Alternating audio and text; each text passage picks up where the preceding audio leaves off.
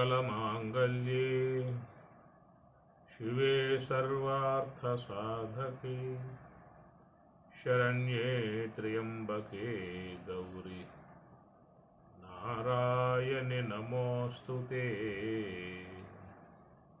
नारायणि नमोस्तुते కరుణజూడు నిన్ను నమ్మినవాడు గదా ఇంక పరకేలనమ్మా కరుణజూడు నిన్ను నమ్మినవాడు గదా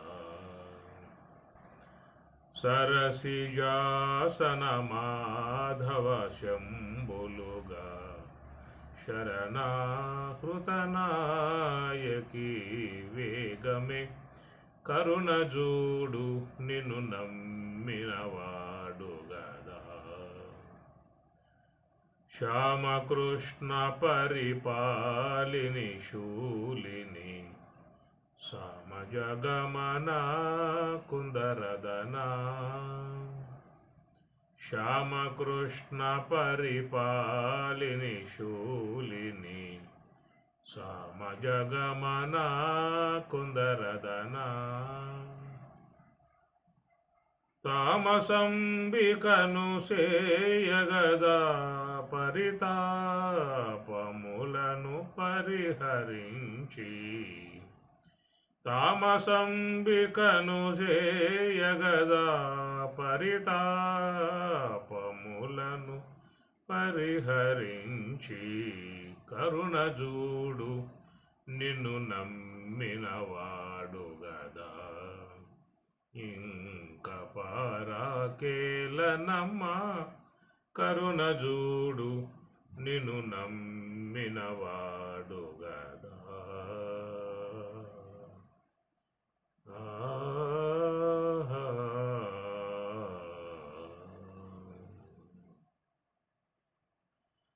నిర్లేప నిర్మల నిత్య నిరాకార నిరాకుల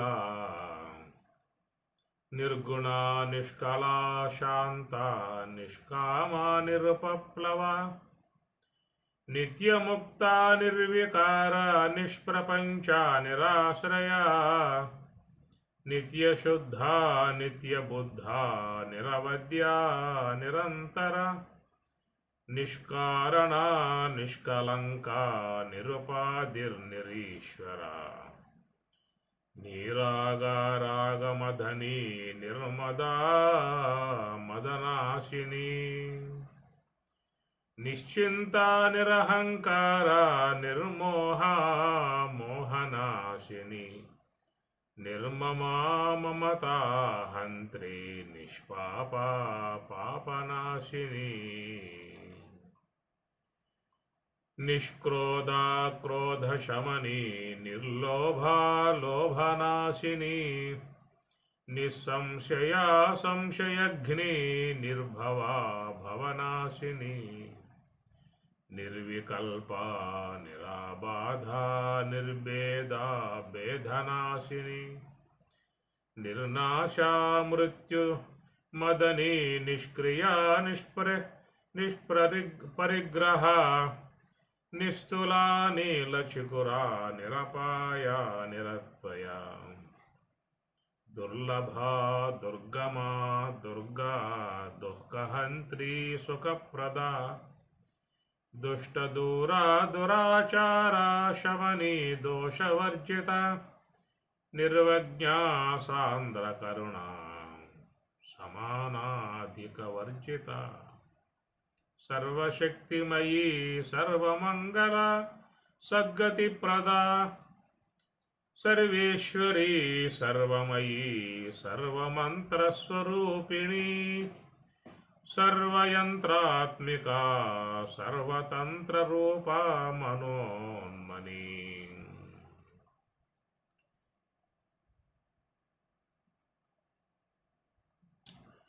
అమ్మవారు జగన్మాత సర్వేశ్వరి సమస్త సృష్టికర్త సమస్త జీవులకు తల్లి అనుగ్రహ ప్రదాయిని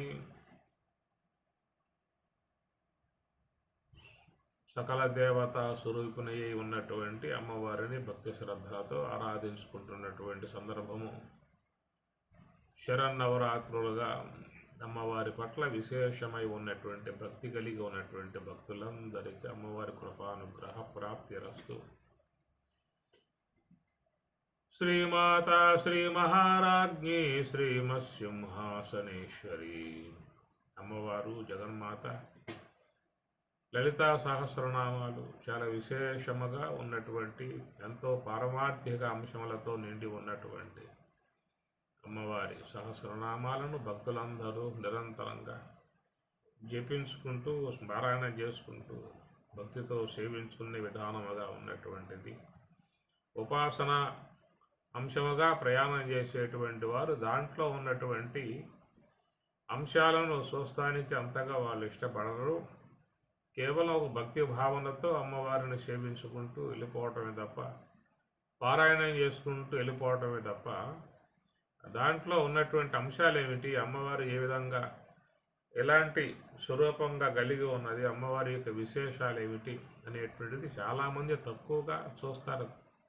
చూడకుండా ఉండరని చెప్పని కాదు, కోస్తారు. కానీ విశేషముగా దర్శించేటువంటి వారు కొంత జిజ్ఞాస కలిగి ఉన్నటువంటి వారే చూసే అవకాశం ఏర్పడుతుంది. ఇప్పుడు చెప్పుకున్నామలన్నీ కూడా నిర్లేప నిర్మల నిత్య నిరాకార నిరాకుల నిర్గుణ నిష్కళ శాంత నిష్కామ నిరుపప్లవ మూలాధారైక నిలయ బ్రహ్మగ్రంథి విభేదిని మణిపూరాంతరుధిత విష్ణుగ్రంథి వివేదిని ఆజ్ఞాచక్రాంతరాలస్థా రుద్రగ్రంథి విభేదిని సహస్రారాంబుజారూఢా సుధాసారాభివర్షిణి మూలాధారైక నిలయ బ్రహ్మగ్రంథి విభేదిని మూలాధార ఏక నిలయ మూలాధారములో ఉన్నటువంటి అమ్మవారు బ్రహ్మగ్రంథిని విభేదిని లేకుండా చేసేటువంటిది. మణిపూరాంతర ఉదిత విష్ణుగ్రంథి విభేదిని మణిపూరాంతర ఉన్నటువంటి విష్ణుగ్రంథిని విభేదిని తొలగింపజేసేటువంటిది. ఆజ్ఞాచక్రమునందున్నటువంటి రుద్రగ్రంథిని విభేదిని తొలగింపజేసేటువంటిది. సహస్రారాంబుజారూఢా సుధాసారాభివర్షిణి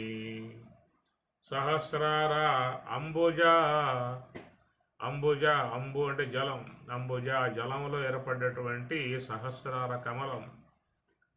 సహస్రార కమలమును ఆరూఢ అధిరోహించి ఉన్నటువంటి అమ్మవారు సుధాసార అభివర్షిణి సుధా అమృత ధారలతో చక్కగా వర్షింపజేసే విధానముగా ఉన్నటువంటి విషయముగా ఇక్కడ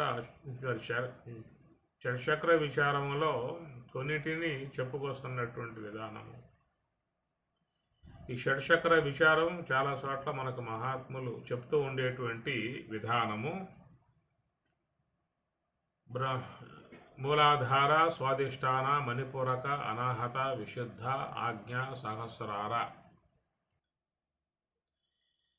మూలాధార, స్వాధిష్టాన, మణిపూరక, అనాహత, విశుద్ధ, ఆజ్ఞ, సహస్రార కమలములు, వాటి అంశములను మనకు మహాత్ములు తెలియజేస్తూ ఉంటారు.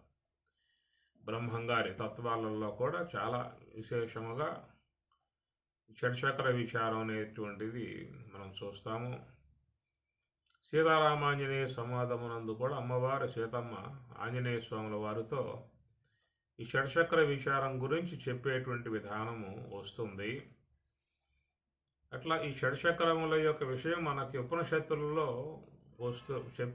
ఉపనిషత్తులలో ఉన్నటువంటి అంశాలే మరి గ్రంథాలలో అందరూ కూడా చూపించిన విధానము. ఇట్లా మరి మూలాధార, స్వాధిష్టాన, మణిపూరక, అనాహత, విశుద్ధ, ఆజ్ఞ, సహస్రారములు. మూలాధారమునకు వినాయక స్వామి అధిదేవత, స్వాదిష్టాన చక్రానికి బ్రహ్మ అధిదేవత, మణిపూరకమునకు విష్ణువు అధిదేవత, అనాహతమునకు రుద్రుడు అధిదేవత, విశుద్ధ చక్రమునకు జీవుడు అధిదేవత, ఆజ్ఞాచక్రమునకు పరమాత్మ అధిదేవత, సహస్రారమునకు సద్గురుదేవుడు అధిదేవతగా ఉన్నటువంటి విధానము.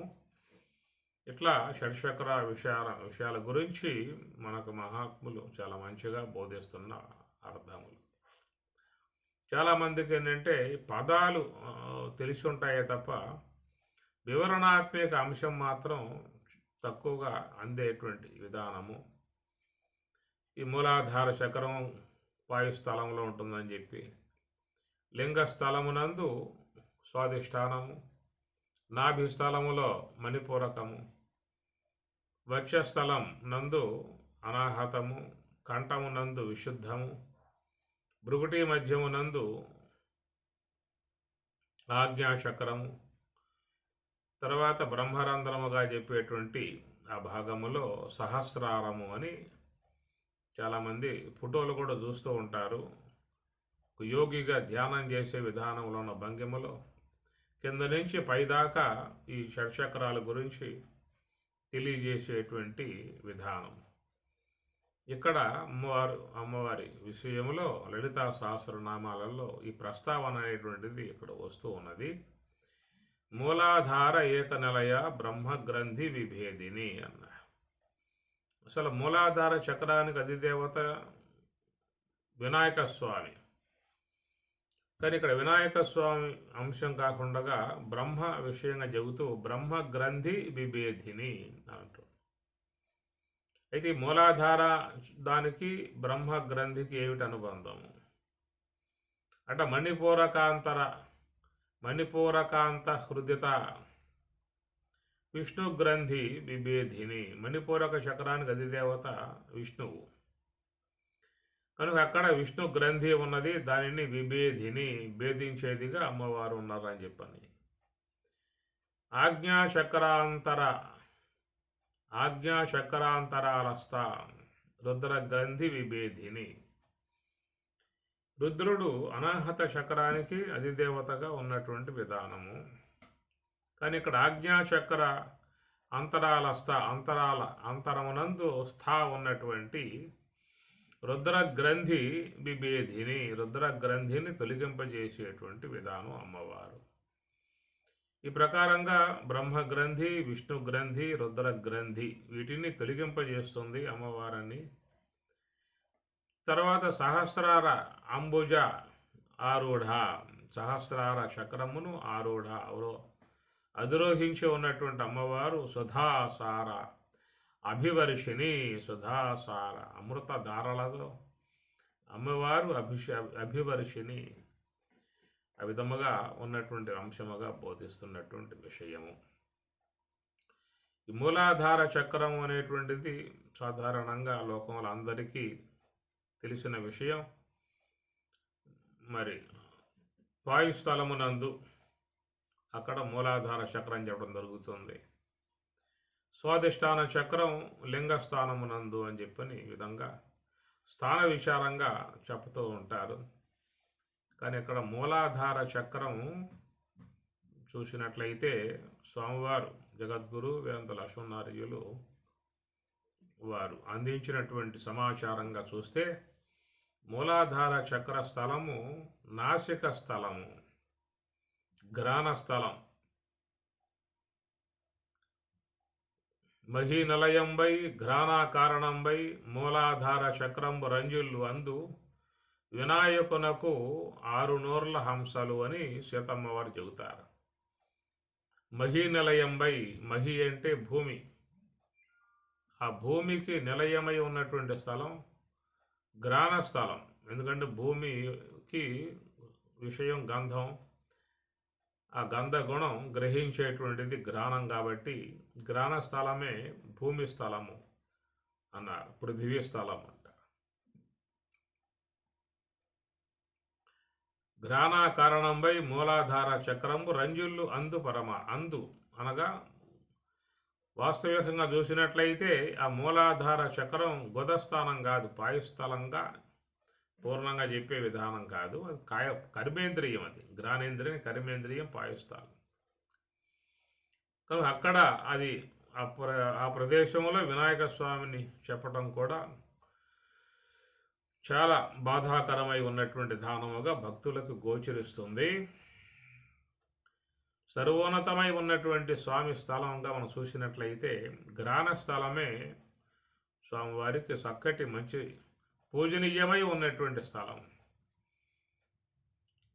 వినాయక స్వామి అగ్రపూజ్యుడు అంటారు, అనగా మొట్టమొదటిగా పూజింపబడేటువంటి వాడు. ఏ దేవతలను ఆరాధించినా కానీ మరి ఆయా దేవతలు ఆరాధించడానికి ముందుగా వినాయక స్వామిని పెట్టి పూజ చేస్తారు కాబట్టి ఆయన అగ్రపూజ్యుడు అన్నారు. అగ్రపూజ్యుడుగా ఉన్నటువంటి స్వామివారిని పాయుస్థలమునందు చెప్పటం చాలా ఏహ్యకరమై ఉన్నటువంటి అంశము. అందువల్ల బ్రహ్మాండ స్థలము కంఠము యొక్క పైభాగాన్ని బ్రహ్మాండ స్థలము అంటారు. కంఠ దదాస్తు పిండాండే ఊర్ధ్వం బ్రహ్మాండమేవచ బ్రహ్మాండే మధ్యమస్థానే ఆత్మానం సూచింతయేత్. కంఠ తదాస్తు పిండాండే, కంఠం యొక్క దిగువ భాగం పిండాండము, అండాండం అంటారు. ఊర్ధ్వం బ్రహ్మాండమేవచ, కంఠం యొక్క పైభాగాన్ని బ్రహ్మాండము అన్నారు. ఎందుకు బ్రహ్మాండం? శిరస్సు యొక్క స్థలం బ్రహ్మాండం ఎందుకన్నాము అంటే ఈ పంచభూతాత్మకమై విశ్వమంతయు కూడా బ్రహ్మాండము. అంటే ఆ బ్రహ్మాండము యొక్క సంబంధమై ఉన్నటువంటి జ్ఞానాన్ని పొందగలిగేటువంటి విధానము కంఠము యొక్క పైభాగమునందే ఉన్నటువంటివి. ఆకాశం యొక్క సంబంధ శబ్దములు గ్రహించేది శ్రోత్రం బ్రహ్మాండ స్థలంలో ఉన్నది. వాయువు యొక్క సంబంధ స్పర్శ గ్రహించేటువంటిది కూడా త్వగేంద్రియం బ్రహ్మాండములో ఉన్నది. అగ్ని యొక్క సంబంధం రూపాన్ని గ్రహించే ఇంద్రియం నేత్రేంద్రియం బ్రహ్మాండమునందు ఉన్నది. జలము యొక్క విషయం రసాన్ని గ్రహించే ఇంద్రియం జఘ్వేంద్రియం బ్రహ్మాండమునందు ఉన్నది. పృథివీ యొక్క విషయం గంధాన్ని గ్రహించే ఇంద్రియం ఘ్రాణం, అది కూడా బ్రహ్మాండం. కాబట్టి కంఠం యొక్క పైభాగ స్థలము బ్రహ్మాండము అన్నారు. ఎందుకంటే అక్కడ బ్రహ్మతత్వ విచారణ చేయాలి అన్నా, బ్రహ్మమును గురించి వినాలి అన్నా, బ్రహ్మము గురించి చెప్పాలి అన్నా, బ్రహ్మమును గురించి శోధించి అన్వేషించి బ్రహ్మప్రాప్తిని పొందాలన్నా నీకు కంఠం యొక్క పైభాగం తప్ప కింద అనేది ఏమి లేదు. కిందంతా కూడా కర్మాగారం. ఈ శరీరం బతకటానికి యోగ్యమై ఉన్న విధానముగా కంఠం యొక్క పైభాగంలో చేరి ఉన్నటువంటి భాగాలు ఇవన్నీ కూడా శరీరాన్ని బతికించటానికి ఏవైతే కావాలో అలాంటి యంత్ర సామాగ్రి అంతా కూడా కంఠం యొక్క దిగువ భాగంలో చేరి ఉన్నాయి. కానీ ఈ విశ్వం యొక్క జ్ఞానాన్ని పొందాలని చెప్పి అన్నట్లయితే అయితే జ్ఞానాన్ని పొందేటువంటి విధానం కంఠం యొక్క పైభాగమునందే ఉన్నది. కంఠం యొక్క దిగువ భాగం కర్మాగారం, కంఠం యొక్క పైభాగం జ్ఞానాగారం. నువ్వు జ్ఞానాన్ని పొందాలంటే కంఠం యొక్క పైభాగం నుంచే. లేదు శరీరానికి రక్షణ కవచములుగా ఉండేటువంటి వర్క్ జరిగేటువంటి స్థలం కంఠం యొక్క దిగువ భాగంలో హార్ట్ కానీ అన్నీ కూడా కంఠం యొక్క దిగువ భాగంలో చేరి ఉన్నాయి. కనుక స్థూలదేహం బతకటానికి యోగ్యమై ఉన్నటువంటి అంశాలు ఇక్కడ ఉన్నాయి. సమస్త విశ్వజ్ఞానాన్ని పొందటానికి యోగ్యమై ఉన్నటువంటిది కంఠం యొక్క పైభాగమునందున్నాయి. అందువల్ల బ్రహ్మాండ స్థలమునందే మరి షట్చక్రములు కూడా చెప్పాల్సి ఉంటుంది అనేటువంటి యొక్క అంశము. ఈ బ్రహ్మాండమునందే భగవంతుని కూడా సాధిస్తాం. ఎవరైనా రెండు కన్నులు ముకులించి హంసను గమనిస్తూ కదా నివృత్తి మార్గంలో ప్రయాణం చేసి స్వరూపానుభవాన్ని పొందేటువంటి విధానం కనుక బ్రహ్మమును శోధించి సాధించాలని చెప్పనంటే ఈ కంఠం యొక్క పైభాగమునందే తప్ప మీకు కింద అనేది అది కేవలం స్థూలదేహ సంబంధమై ఉన్నటువంటి అంశాలు కింద ఉన్నాయి. జ్ఞాన సంబంధమై ఉన్నటువంటి యొక్క అంశములు కంఠం యొక్క పైభాగమునందు ఉన్నాయి.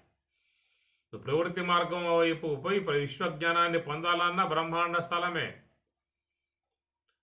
లేదు హంస యొక్క ఆశ్రయం ద్వారా నివృత్తి మార్గంలో ప్రయాణించి స్వరూపానుభవాన్ని పొందాలని చెప్పనన్న కంఠం యొక్క పైభాగమునందే. అందువల్ల ఈ కంఠం యొక్క పైభాగమునందే బ్రహ్మ విద్య అనేటువంటిది విచారణ చేసుకోవాల్సి ఉంటుంది.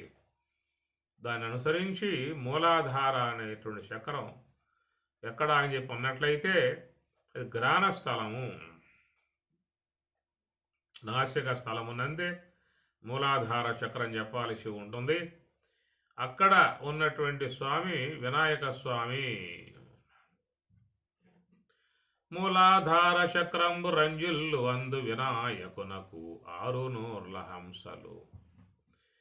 కాబట్టి మూలాధార చక్రము గ్రాణమునందు చెప్పినప్పుడు అక్కడే వినాయక స్వామి ఉన్నటువంటి విధానం కనుక ఆయన యొక్క అనుగ్రహముతోనే అందరూ కూడా చక్కగా మరి తమ తమ కార్యములు చేసుకుంటూ ఉన్నారు. కాబట్టి సమస్త విఘ్నములను తొలగించి వాళ్లకు మంచి మార్గముగా తెలియజేసేటువంటి స్వామి మహాకారణ స్థలములో ఉన్నాడు. కాబట్టి అగ్రపూజ్యుడుగా ఉన్నటువంటి వినాయక స్వామిని ఆరాధించటము అని చెప్పనంటే ఉదయం లేవగానే చక్కగా శుచిర్భూతులై ఏదన్నా చిన్న ఆసనం ఏర్పాటు చేసుకొని దాని యందు కూర్చొని మరి 3 సార్లు ఓంకారం చెప్పి ఎవరైతే చక్కగా మరి ఆ యొక్క శ్వాస ఆశ్రయంలో కూర్చుని ధ్యానం చేస్తారో ఆ విధంగా చేయటం వల్ల అగ్రపూజ్యుడకు వినాయక స్వామి యొక్క పూజ చేసినటువంటి వాళ్ళు అవుతారు. కాబట్టి వాళ్ళు ఏ కార్యం తలంచినప్పటికీ కూడా ఆ కార్యం నిర్విఘ్నముగా నిర్వర్తింపబడే అవకాశము ఉంటుంది. వినాయక స్వామి అంటే విగ్రహాన్ని పెట్టుకుని ఆరాధన చేసే విధానం లోకంలో ఉంటుంది.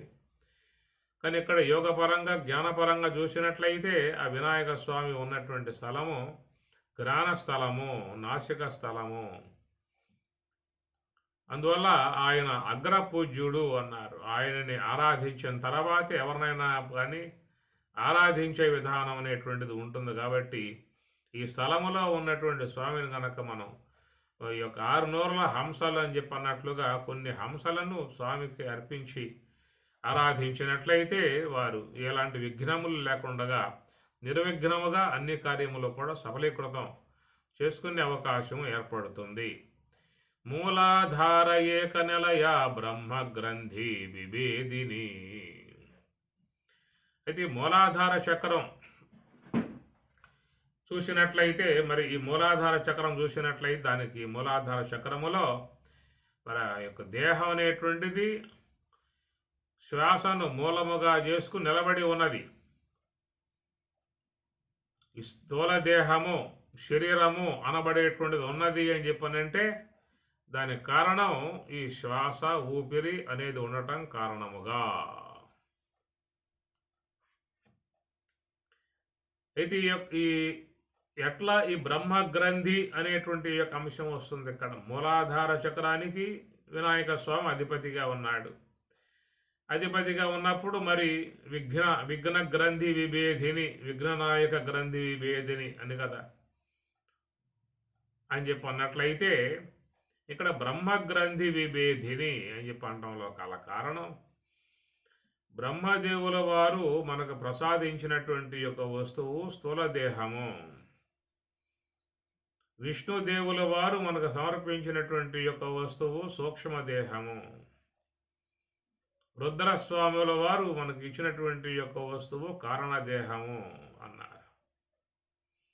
కాబట్టి స్థూల దేహము, సూక్ష్మదేహము, కారణదేహం అనుసరించి బ్రహ్మ గ్రంథి, విష్ణు గ్రంథి, రుద్ర గ్రంథి అనేటువంటివి అనగా దోషములు. గ్రంథి అంటే దోషం అన్నమాట. అంటే దోషాన్ని లేకుండా చేసేది అమ్మవారు అని చెప్పని.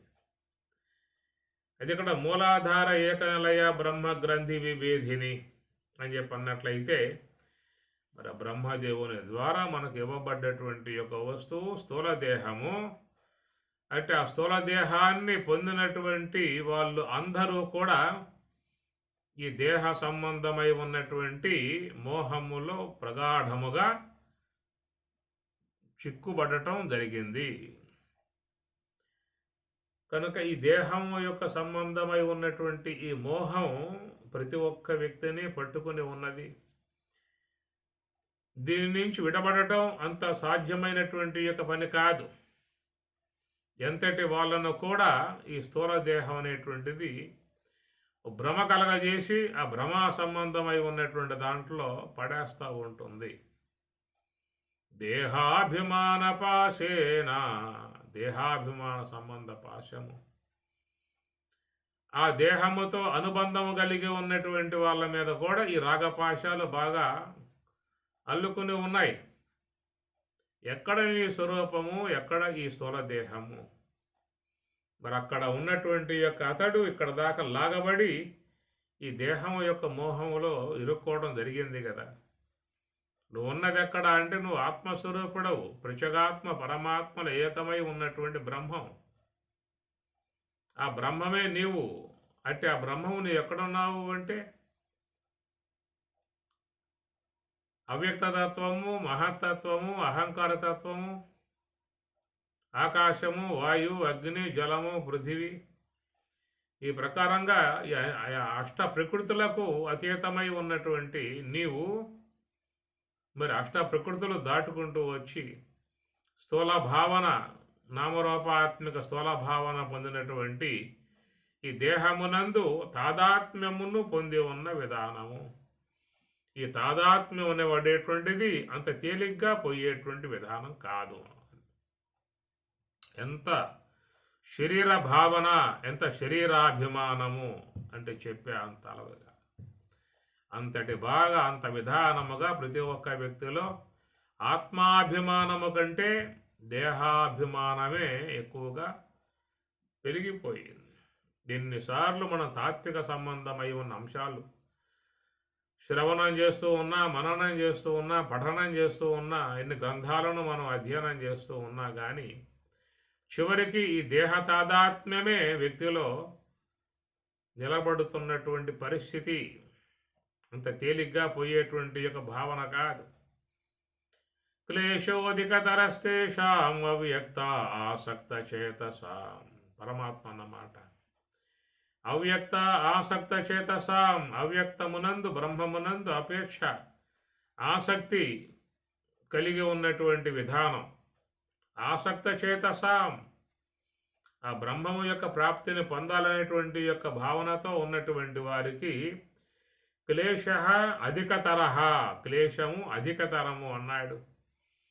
ఎందువల్లంటే అందరూ కూడా దేహవద్భిహి, దేహదారులై ఉన్నారు. దేహవద్భిహి, దేహదారులై ఉన్నటువంటి విధానము. కనుక దేహమోహమును నుంచి విడబడితే తప్ప నీకు ఆ మూలాధార చక్రము యొక్క మూలమై ఉన్నటువంటి బ్రహ్మస్వరూపాన్ని పొందే అవకాశము లేదు. మూలాధార చక్రం ఉన్నప్పుడు మహాకారణ స్వరూపము, ఆ మహాకారణము యొక్క స్థూలమే శ్వాస. ఆ శ్వాసకు మహాకారణానికి మూలమై ఉన్న స్వరూపం బ్రహ్మము. మూలాధార ఏక నిలయ, ఆ మూలాధార చక్రము ఏక నిలయ, ఏకమై అద్వితీయమై ఉన్నటువంటి యొక్క బ్రహ్మము. మరి ఆ బ్రహ్మమును పొందాలని చెప్పన్నట్లయితే ఈ యొక్క స్థూల దేహం బ్రహ్మ చేత నిర్మింపబడ్డటువంటి యొక్క స్థూల దేహము మనిషిని బ్రహ్మయ్య మటితో చేసెనయ్యా. అన్ని దేహాలు మట్టి దేహాలే. ఈ పృథివీ సంబంధమై ఉన్నటువంటి దాని నుంచి ఆవిర్భావం అయ్యాయి కాబట్టి మట్టి దేహాలు. అనగా ఆకాశము నుంచి వాయువు ఉత్పన్నమయ్యింది, వాయువు నుంచి అగ్ని ఉత్పన్నమయ్యింది, అగ్ని నుంచి జలం ఉత్పన్నమయ్యింది, జలము నుండి పృథివీ ఉత్పన్నమయ్యింది, పృథివీ నుంచి ఈ దేహాలు ఉత్పన్నమయ్యాయి. తిరిగి మరలా ఈ దేహాలు పృథివీలోనే మళ్ళా చేరిపోయే పరిస్థితి ఏర్పడుతుంది. ఈ ప్రకారముగా పృథివీ అంశముతో నిర్మింపబడ్డటువంటి యొక్క దేహం స్థూల దేహము. మరి ఈ స్థూల దేహముకు శరీరానికి మూలమై ఉన్నటువంటి స్వరూపము శ్వాసయే. శ్వాస మూలముగా ఉండే ఈ దేహాన్ని సంరక్షణ చేస్తూ ఉన్నది, దేహాన్ని వ్యవహరింపజేస్తూ ఉన్నది. ఈ శరీరానికి మూలం చెప్పాల్సి వస్తే శ్వాస. మిగతా భాగాలన్నీ కూడా ఉన్నాయి. ఒకవేళ అవి పని చేయవచ్చు, పని చేయకపోవచ్చు. కానీ శ్వాస కనుక ఆగిందా అంటే ఏవీ ఉండే అవకాశాలు లేవు. అన్నింటికీ మూలమై ఉన్న స్వరూపం శ్వాస. అన్ని విధాల ఈ దేహాన్ని కాపాడేటువంటి యొక్క వస్తువు శ్వాస. మన శరీరంలో శ్వాస లేకపోతే ఒక రోజులో ఆ యొక్క దేహం యొక్క పరిణామాలు పూర్తిగా మారిపోతాయి. అదే ఇంకా వారం అట్లాగే ఉందా అంటే మహాప్రమాద స్థితిలో పడిపోయే పరిస్థితి ఉన్నది. అలాంటి యొక్క ఆ దేహాన్ని 100 సంవత్సరముల పర్యంతం వరకు మంగళకరంగా ఉంచుతున్నటువంటి స్వరూపము శ్వాస. సోహం హంస. హంస యొక్క ఆశ్రయంలో ఈ దేహం అనేటువంటిది ఉంది. అట్టి ఆ మూలాధార చక్రాధారముతో ఉన్నటువంటి యొక్క ఈ శరీరము మరి ఆ దేహమునందు పెంచుకుని ఉన్నటువంటి దేహాభిమానము తేలిగ్గా పోయేది కాదు. ఎంతటి వారిని కూడా లాగి కింద పడేసే విధానం ఉన్నది దేహాభిమానం. ఏ రోజుకు ఆ రోజు అందరూ కూడా నివృత్తి మార్గంలో ప్రయాణం చేసి హంస యొక్క ఆశ్రయం ద్వారా ప్రయాణం చేసి స్వరూపానుభవాన్ని పొందాలన్న అపేక్ష కలిగి చేస్తూ ఉన్నారు. కానీ అక్కడ దాకా పోగలుగుతున్నారా అని చెప్పనంటే ఈ దేహం అనేటువంటిది వాళ్ళని బయటికి మళ్ళీ లాగి పడవేసే పరిస్థితిగా ఉన్నది. దేహాభిమానం ఎంతటి వారిని కూడా కృంగదీసేటువంటిది, అంత ప్రగాఢముగా చేరుకుపోయి ఉన్న విధానం. శంకరాచార్యుల వారు కాశీలో గంగా స్నానం ఆచరించి తన నివాసానికి బయలుదేరిపోతూ ఉండగా చండాలుడు బాగా తప్పదాగి తూలుతూ వస్తూ ఉన్నాడు.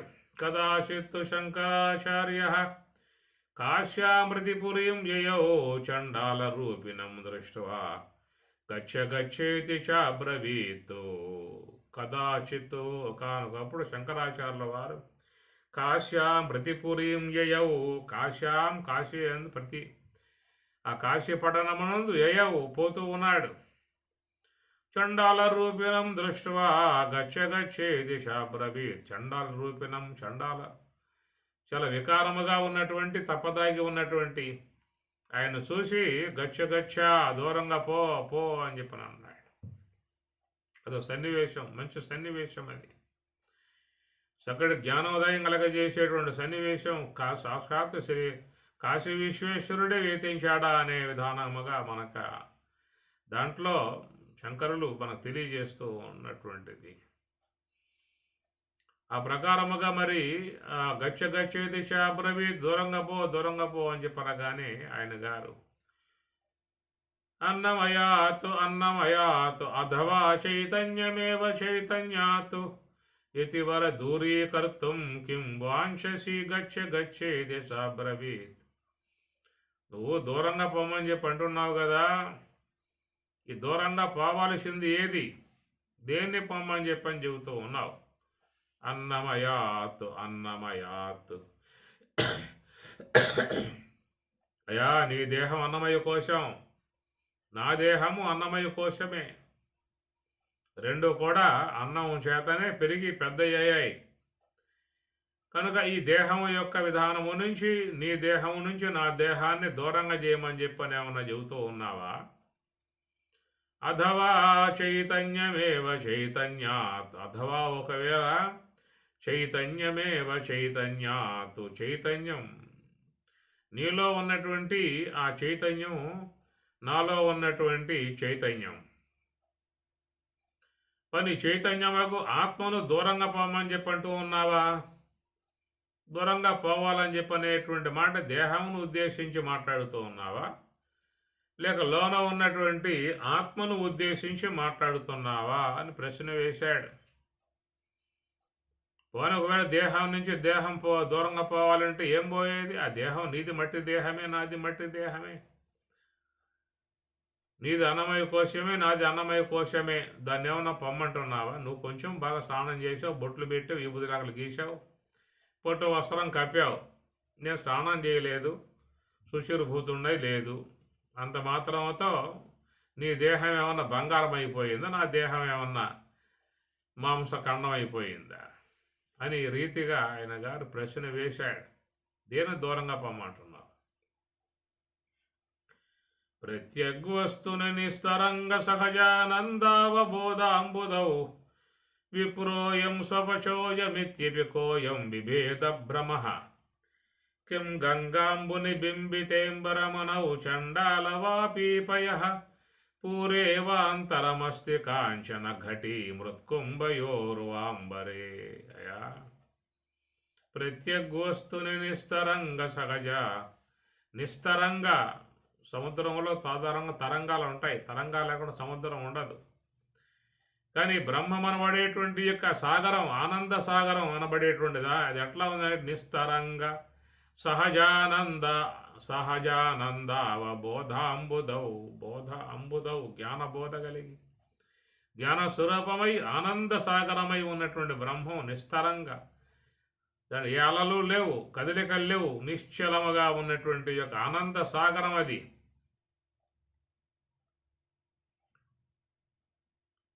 నిస్తరంగ సహజ, అలాంటి సహజమై ఉన్నటువంటి యొక్క ఆ బ్రహ్మమునందు విప్రోయం స్వపశోయమిత్యపి కోయం విభేద భ్రమః. కనుక నీవు చూసినట్లయితే అట్టి ఆ బ్రహ్మమే, నేను చూస్తే అట్టి ఆ బ్రహ్మమే. అందరం కూడా ఆనంద సాగరముకు బ్రహ్మమునందు ఉన్నటువంటి వాళ్ళము కదా. అలాగా ఉన్నటువంటి యొక్క విధానములో నీకెందుకు కోయం విభేద భ్రమః, ఈ భ్రమ ఏర్పడింది. విప్రోయం స్వపశోయమిత్యపి కోయం విభేద భ్రమః. అయం విప్రహ, నేను విప్రుడను, త్వం చండాలహ, నువ్వు చండాలుడవు అనేటువంటి ఈ భేదభావన నీకెందుకు కలిగింది? నిస్త అవిభేద భ్రమః కిం గంగాంబుని బింబితేంబరమనౌ చండాలవాపీపయః. అంబరమణౌ, ఆకాశంలో ప్రకాశమానముగా ఉన్నటువంటి సూర్యుడు గంగాంబుని, గంగలో ప్రతిఫలిస్తాడు. చండాలవాపీపయః, చండాలుడుగా ఉన్నటువంటి వాళ్ళ మురికి తొట్టలలో కూడా ఆయన ప్రతిఫలిస్తాడు. బాగా చర్మములు బాగా నానబెట్టి ఉన్నటువంటి తొట్లు ఉంటాయి చండాలుని యొక్క వాళ్ళ గృహాల కాడ. అలాగా చాలా హీనమై నీచమై ఉన్నటువంటి జలం, అంటే ఆ జలములో ప్రతిబింబిస్తాడు సూర్యుడు. పవిత్రమై పావనమై శుద్ధమై సకల మానవులుగా కొనియాడబడుతూ ఉన్నటువంటి గంగా జట సర్వేశ్వరుని జటాధుడు జాలువారి ప్రవహించేటువంటి గంగ ఎందు ప్రతిఫలిస్తాడు. ఆయనకేమన్నా ఇలాంటి యొక్క దోషాలు కానీ ఉన్నతత్వాలు కానీ అంటుతూ ఉన్నాయా సూర్యునికి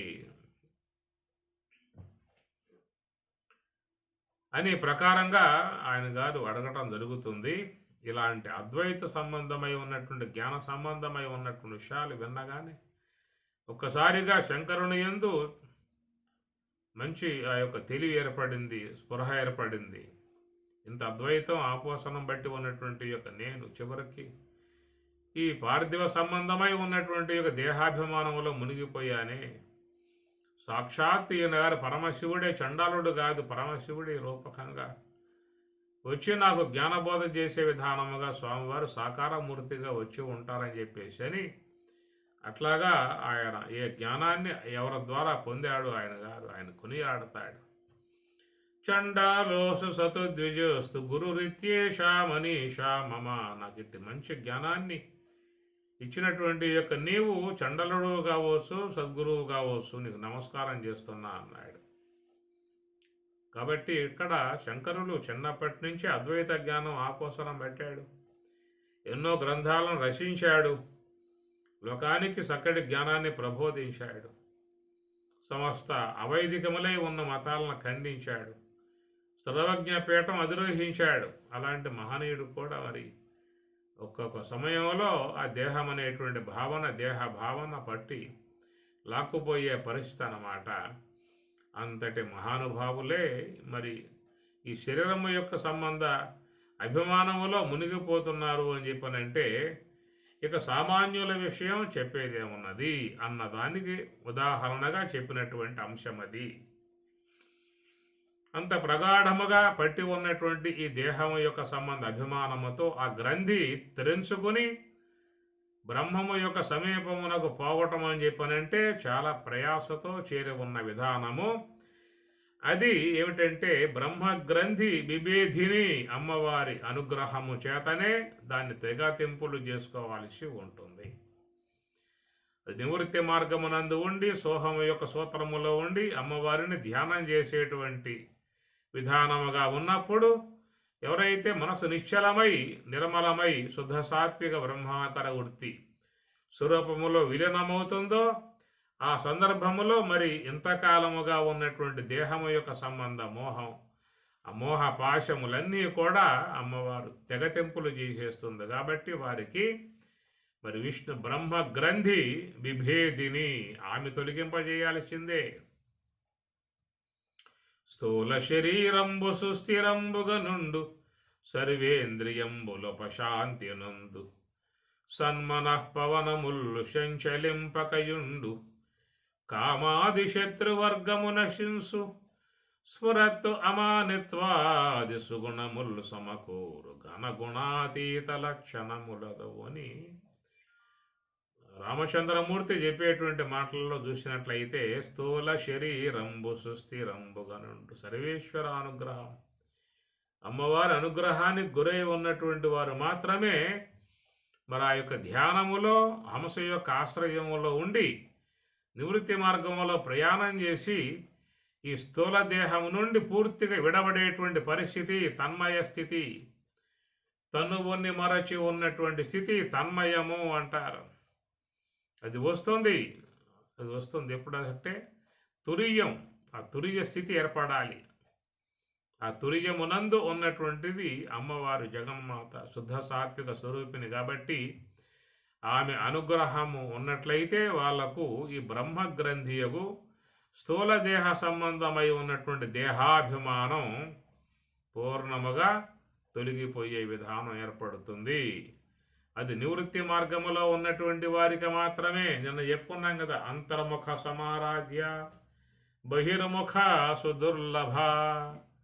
అంతర్ముఖముగా ఉన్నటువంటి వారికి మాత్రమే, అది కూడా తురియ యోగ సమాధి అనే అంశానికి పోయినటువంటి వాళ్ళకి మాత్రమే తొలగిపోయేటువంటి పరిస్థితి. భగవద్గీత అంతా అధ్యయనం చేశాడు అర్జునుడు. చివరికి నష్టో మోహ, నా మోహం పోయింది స్వామి అన్నాడు. నష్టో మోహ స్మృతి లబ్ధ త్వత్ప్రసాదాన్వయాచ్యుత. అయా కృష్ణ, నీ అనుగ్రహముతో నా మోహం అంతా కూడా తొలగిపోయిందని చెప్పని అన్నాడు. కరిష్యే వశనం తవ, నువ్వు చెప్పిన ప్రకారంగా నేను చేస్తా అని చెప్పాను కదా చెప్పింది ఆయన గారు. మరి ఆ మోహం తొలగిపోయిందా అని చెప్పి అన్నట్లయితే ఎంతమంది ఆ యొక్క యుద్ధరంగం అసూలు భాషనా కానీ ఎవరి విషయంలో కూడా ఆయన గారు చెల్లింపబడలేదు.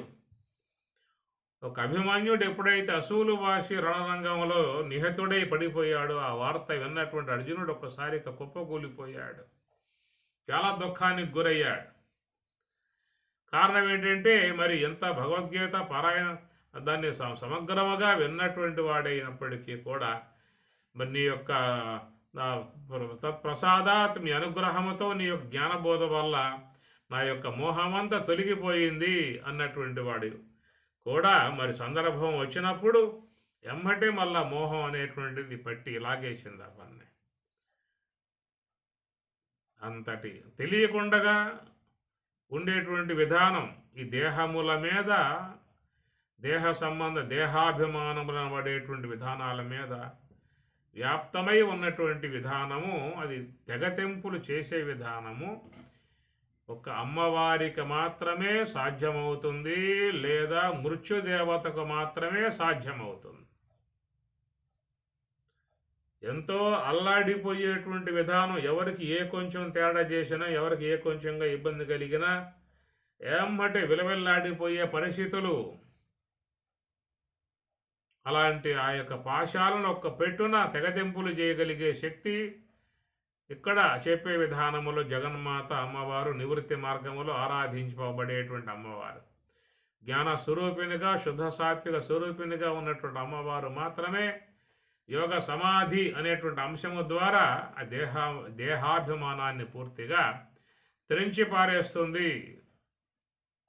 ఆమె చేయాల్సిందే, ఇంకెవరు చేసే అవకాశాలు లేవు. మనకు అనాది కాలముగా ఈ యొక్క దేహం యొక్క సంబంధ పాశం ముడివేయబడి వస్తా ఉన్నది. అది పూర్ణముగా తొలగింపజేయబడేటువంటి విధానము యోగ సమాధి స్థాయి ఉన్నటువంటి జ్ఞానస్వరూపిణి మాత లలితాంబికాదేవి అమ్మవారి అనుగ్రహముతో అక్కడ ఈ దేహం పూర్తిగా విడబడుతుంది. ఇక వాళ్ళ దేహ స్పర్శ ఉండదు యోగ సమాధిలో. అటి తన్నుగాంచి ఆనందమూర్తి అయి చిత్రరూపమట్లు చేష్టలుడిగి తనువు మరచి కొంత తడవూరకుండెను ఆంజనేయుడో హేమాద్రితనయ. అట్టి తన్నుగాంచి ఆనందమూర్తి అయి అలాంటి స్థితికి పోయినప్పుడు ఈ దేహము యొక్క సంబంధమై ఉన్నటువంటి గ్రంథి దోషం తొలగింపబడుతుంది అన్నారు. కనుక ఈ దేహము యొక్క విధానములో దేహముతో కలిసి దేహము యొక్క రాగాదులలో మునిగి ఎంతో అల్లాడిపోయేటువంటి యొక్క మానవుని యొక్క ఈ మోహపాశం తెగ్గొట్టగలిగేటువంటి విధానం మరి లలిత అంబిక జ్ఞాన స్వరూపిణి అమ్మవారికి మాత్రమే ఉన్నది. ఒకవేళ ఉంటే మృత్యుదేవతకు ఉంటుంది. మృత్యుదేవత కూడా ఒక దెబ్బ కొట్టిందా అంటే మొత్తం మోహాలన్నీ తెగి కింద పడతాయి. ఇక లేదేక దాంతో మొత్తం ఆ పూడతో సమాప్తి అయిపోతాయి అన్నమాట. ఈ ప్రకారం అనాదిగా ఈ దేహం యొక్క సంబంధం, నువ్వు ఏ దేహంలోకి పోగాక ఆ దేహములో నీకు ఆ యొక్క దేహ సంబంధ భావం వచ్చేస్తుంది.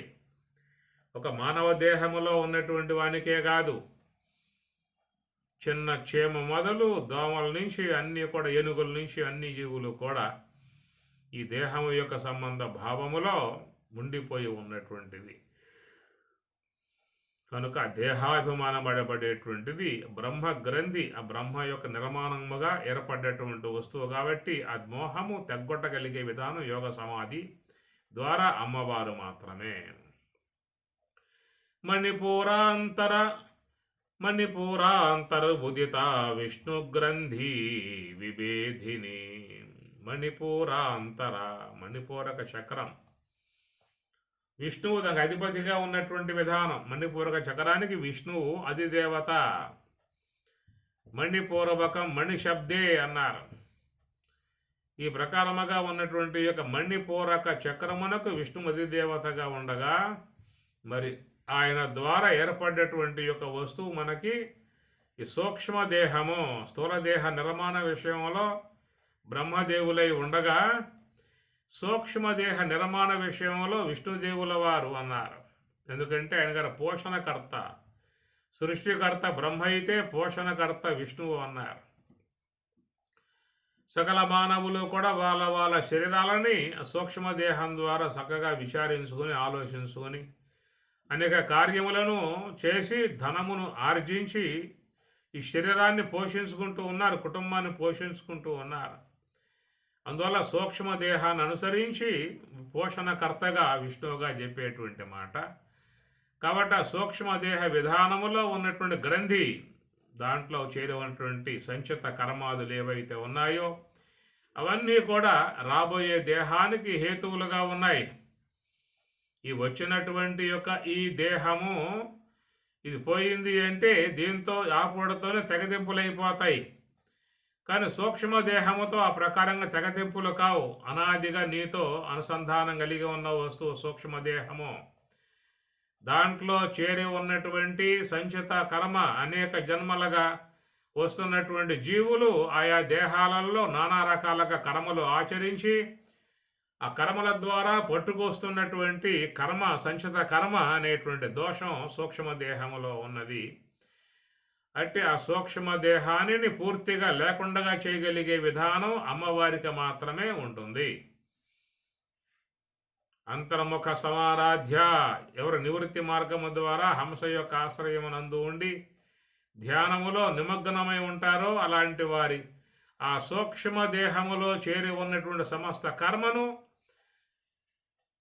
జ్ఞానాగ్ని ద్వారా కాల్చివేసే విధానము. చిదగ్నికుండ సంభూత దేవ కార్య సముద్యత. చిదగ్ని జ్ఞానాగ్ని, బ్రహ్మాగ్ని అన్నారు. అలాంటి జ్ఞానాగ్ని ద్వారా సూక్ష్మదేహాన్ని పూర్తిగా ఆమె నశింపజేస్తుంది. ఇక మళ్ళా దేహంలో ధరించే పరిస్థితి లేకుండా చేస్తుంది. అందువల్ల సూక్ష్మదేహం విషయం అనుసరించి అది విష్ణువుగా చెప్పడం జరిగింది. అక్కడ విష్ణు గ్రంథి అని చెప్పానంటే పోషణ, సమస్త జీవులు తమ తమ జీవితాలను పోషించుకోవడానికి యోగ్యముగా ఉండే విధానముగా ఏ సూక్ష్మదేహం ఇవ్వబడిందో అంటే ఆ సూక్ష్మదేహంతో అన్ని జీవులు వ్యవహారం చేసుకుంటూ ఉన్నారు. అనేక శరీరాలను ధరిస్తూ ఉన్నారు. అనేక లోకాలకు గమనం చేసి పోయేస్తూ ఉన్నారు. ఏ లోకాలకు పోవాలన్నా వారికి సౌలభ్యం సూక్ష్మదేహాన్ని బట్టే ఉంటుంది. స్థూల దేహాన్ని బట్టి పోయే అవకాశం లేదు. స్థూల దేహ విషయమైతే వేరే వేరే దేశాలకు పోయి రావచ్చు. ఈ భూగడ్డ మీద ఉన్నటువంటి ఏవైతే ఉన్నాయో దేశములుగా 190 దేశాలు, 200 దేశాలు ఎన్నన్నా ఉన్నాయి కాక అన్ని దేశాలకు నువ్వు పోగలిగే అవకాశం స్థూల దేహాన్ని బట్టి ఉన్నది. కనుక వేరే లోకాంతర గమనం చేసే విధానం సూక్ష్మ దేహానికి మాత్రమే సాధ్యమవుతుంది, స్థూల దేహంగా సాధ్యము కాదు. అట్లాగా అనేక దేహములు ధరించి ధరించి ధరించి ఆ శరీరాలలో మరి వచ్చినటువంటి యొక్క దోష కర్మలను తన యొక్క సూక్ష్మదేహంలో పెట్టుకుని ఉన్నది. కాబట్టి ఆ సూక్ష్మదేహములో చేరి ఉన్నటువంటి యొక్క సంచిత కర్మ అంతరెన్స్ అనేదే నీకు యోగ సమాధానం పడేటువంటిది వచ్చే అవకాశము లేదు. దాన్ని బ్రహ్మ నిర్వాణం లభంతే, బ్రహ్మ నిర్వాణం అన్నారు. బ్రహ్మ నిర్వాణం అంటారు. నిర్యాణం అనే పదం కూడా వాడతారు. నిర్యాణం పొందెను అనే పదం వాడుతూ ఉంటారు. అదే మహాత్ముల యొక్క విషయం అయితే నిర్వాణం, బ్రహ్మ నిర్వాణం అంటారు.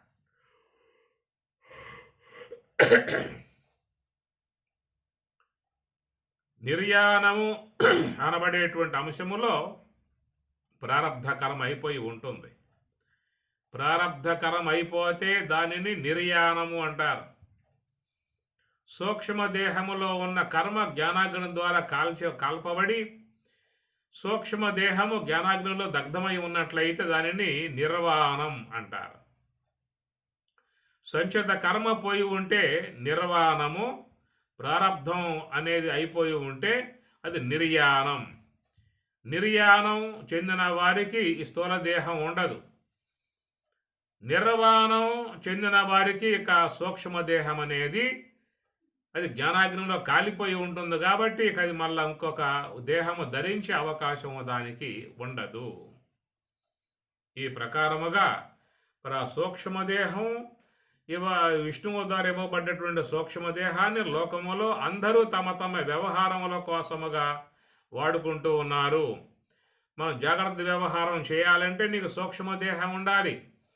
కేవలం స్థూల దేహమే ఉండటమే కాదు, సూక్ష్మదేహం ఉండాలి.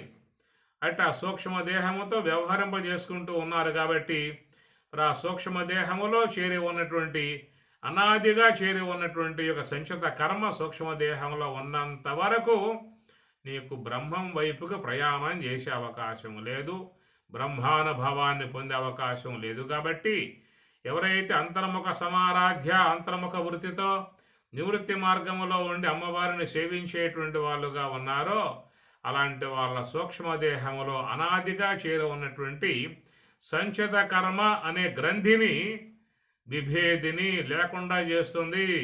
సూక్ష్మదేహాన్ని పూర్తిగా పవిత్రం చేసే విధానం అమ్మవారు. అందువల్ల ఆ రూపముగా సూక్ష్మదేహములో చేరి ఉన్న సంచిత కర్మాదులను అలాంటి యొక్క దోషములు లేకుండా చేయగలిగే శక్తి అమ్మవారికి మాత్రమే ఉన్నది. కాబట్టి ఆమెను విష్ణు గ్రంథి విభేదిని కనుక ఆ యొక్క భాగాన్ని కూడా లేకుండా చేస్తుంది. ఆజ్ఞా చక్రాంతరాలస్త రుద్రగ్రంథి విభేదిని. ఆజ్ఞా చక్రాంతరాలస్త, ఆజ్ఞాచక్ర స్థలము భృకుటి మధ్యము అన్నారు. 2 కన్నుల మధ్య భాగాన్ని భృకుటి మధ్యం అని చెప్పని అంటారు. భృకుటి మధ్యములో ఉన్నటువంటి యొక్క దానిని ఆజ్ఞాచక్రము అని చెప్పని అంటారు. అంటే ఆజ్ఞాచక్రం భగవంతునికి నివాసమై ఉన్న స్థలము. ఆజ్ఞాచక్రం బొప్పు అందు పరమాత్మకు సహస్రంబును. ఆజ్ఞాచక్రమునందు పరమాత్మ చేరి ఉన్నటువంటి విధానము. అయితే అట్టి ఆజ్ఞా చక్రం అనబడేటువంటిది అది భృగుటి మధ్యం అన్నాం. దానిని మరి బ్రహ్మరంధ్ర స్థలము అంటాం, సుషుమ్నా ద్వారం అని చెప్పని అంటాం, మోక్షద్వారము అంటాం. ఆ విధముగా మోక్షద్వారముగా ఉన్నటువంటి సుషుమ్నా ద్వారములో ప్రవేశించే విధానముగా ఉన్నటువంటి వారికి మరి యొక్క రుద్రుని చేత ఇవ్వబడ్డటువంటి ఏ కారణదేహం ఉన్నదో అట్టి ఆ కారణదేహము సుషుమ్నా ద్వారములో ప్రవేశించటానికి అది అడ్డుపడే పరిస్థితిగా ఉంటుంది. కాబట్టి అట్టి కారణదేహ సంబంధమై ఉన్నటువంటి దోషాన్ని లేకుండా చేయగలిగే విధానం అమ్మవారు గనక ఆమెను ఆజ్ఞాచక్రాంతర అంతరాలస్థా రుద్రగ్రంథి విభేదిని ఆ దోషం లేకుండా చేసి చివరికి ఏంటంటే సహస్రారాంబుజారూఢ సహస్రార అంబుజ, అంబు అంటే జలము, జ అంటే పుట్టినటువంటి కమలము, సహస్రార కమలం, కమల ఆరూఢ అవరోహించి ఉన్నటువంటి అమ్మవారు ఆ యొక్క సహస్రార కమలములందు నివాసమై ఉన్న విధానములో సుధాసార సుధాసార అభివర్షిణి, సుధాసార, సుధా అంటే అమృతం, ఆ సహస్రారములో ప్రవేశించి ఉన్నటువంటి వారు, ఆ సుషుమ్నాయందు ప్రవేశించి ఉన్నటువంటి వారు, బ్రహ్మమును అవలోకన చేస్తూ ఉన్నటువంటి వారు, అక్కడ అమృతవర్షిణి, సుధాసార అభివర్షిణి, అమృతధారలు అక్కడ ఉంటాయన్నమాట. యోగ సమాధిలో అమృతధారలు అంటారు. త్వం తదాప ఆపో జ్యోతి రసోమృతం బ్రహ్మభూ భువః సువః. ఓం రసోమృతం, రసము అమృతముగా పరిణమిస్తుంది అన్నారు. యోగామృత రసం పీత్వా వాయుభక్ష సదా సుఖీ యమమభ్యస్యతే నిత్యం సమాధి మృత్యునాశ.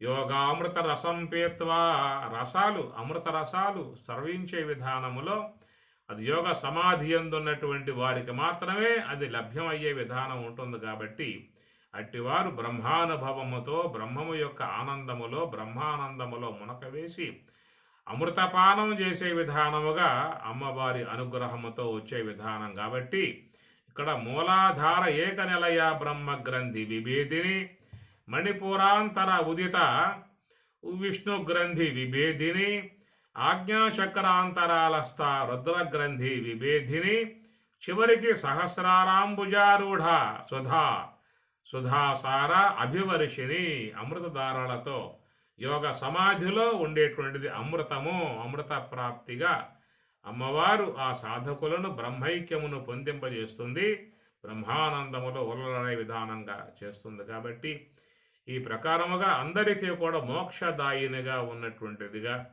అమ్మవారిని నిర్లేప, నిర్మల, నిత్య, నిరాకార, నిరాకుల, నిర్గుణ, నిష్కళా, శాంత, నిష్కామ, నిరుపప్లవ, నిత్యముక్త, నిర్వికార, నిష్ప్రపంచ, నిరాశ్రయ, నిత్యశుద్ధ, నిత్యబుద్ధ, నిరవధ్య, నిరంతర, నిష్కారణ, నిష్కలాక, నిష్కలంక, నిష్కలంక, నిరుపాధి, నిరీశ్వర, నిరాగ, రాగమదని, నిర్మద, మదనాశిని, ఇవన్నీ కూడా జ్ఞానపరముగా ఉన్నటువంటి యొక్క అంశములే. నిర్లేప, దేనిని అంటదు. నిర్మల, ఏ దోషములు లేకుండా ఉన్నది. నిత్య, ఎల్లప్పుడూ ఉండే స్వరూపము. నిరాకార, అమ్మవారికి ఏ ఆకారము లేదు. ఆకుల, నిరాకుల. నిర్గుణ, ఏ గుణములు లేవు. నిష్కల, ఏ దోషములు లేవు. శాంత, శాంత స్వరూపమై ఉన్నది. నిష్కామ, ఏ కోరికలు లేవు. బ్రహ్మప్రాప్తిని పొంది ఉంటే ఏ కోరికలు ఉండవు. నిరుపప్లవ, నిత్యముక్త, నిరంతరముగా ముక్తిని ప్రసాదించేదిగా ఉన్నది. నిర్వికార, ఏ దోషములు ఏ వికారములు లేకుండా ఉన్నది. నిష్ప్రపంచ, ఆడ ప్రపంచము లేదు, పంచభూతాత్మిక ప్రపంచము లేదు. నిష్ప్రపంచ. నిరాశ్రయ, దేనిని కూడా ఆమె ఆశ్రయించి ఉండదు. నిత్యశుద్ధ, ఎల్లప్పుడూ శుద్ధమై ఉంటుంది. నిత్యబుద్ధ, నిరవధ్య, నిరంతర, ఎల్లప్పుడూ కూడా నిత్యశుద్ధ, నిత్యబుద్ధ, నిరవధ్యగా అమ్మవారు ఉంటుంది.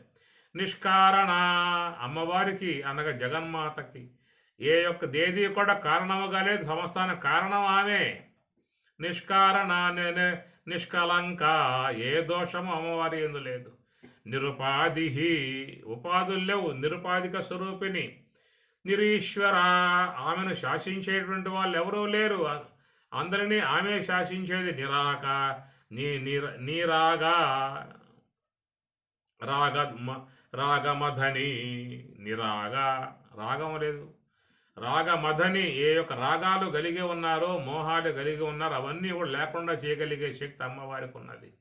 నిర్మద మదనాశిని, నిర్మద, మదం ఉందా? మదం లేదు. నిర్మద, మదం లేదు. మదనాశిని, మదం కలిగి ఉన్నటువంటి వాళ్ళ మదాన్ని లేకుండా చేసేది. ఇవన్నీ కూడా చూస్తే మరి చక్కగా ధ్యానములో ఉండి అమ్మవారిని ఆరాధించి యోగ సమాధిని ఎవరైతే అధిరోహిస్తారో, పొంది ఉంటారో, బ్రహ్మానుభవాన్ని పొందుతారో అలాంటి వారికి చక్కగా ఉండేటువంటి లక్షణాలు, అమ్మవారి లక్షణాలు ఎన్ని యోగ సమాధి సంబంధ విధానముగా మరి దీంట్లో చక్కగా అమ్మవారిని గురించి జ్ఞాన స్వరూపిణిగా చెప్పుకొస్తూ ఉన్నటువంటి విషయము.